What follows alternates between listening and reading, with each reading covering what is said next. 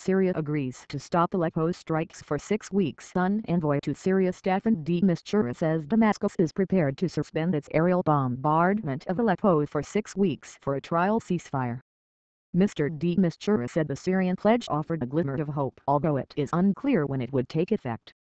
The opposition Syrian National Council says the government will be judged by actions rather than words. Government forces have been engaged in heavy fighting as they try to cut the crucial rebel supply route. More than 100 soldiers and rebels were reported to have been killed on Tuesday as the army captured several villages north of the city.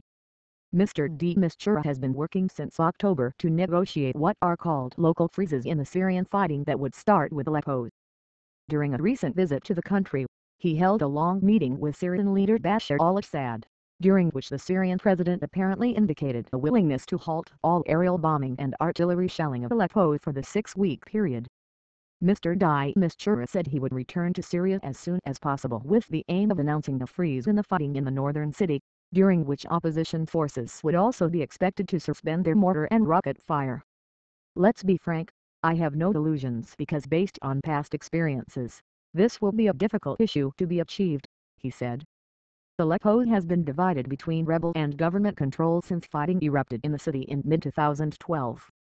But soldiers, backed by pro-government militiamen and fighters from Lebanon's Hezbollah movement, have made steady advances since launching an offensive to retake the rebel-held west of the city last year. On Monday, the pro-government Al-Watan newspaper reported that government forces aimed to completely surround Aleppo this week in a major offensive against the rebels.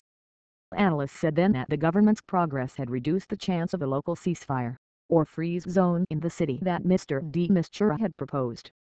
On Monday, the Revolutionary Command Council (RCC), an alliance of rebel fighters that does not belong to hardline Islamist groups, accused Mr. de Mistura of being biased and taking a dishonest position towards the revolution of the Syrian people.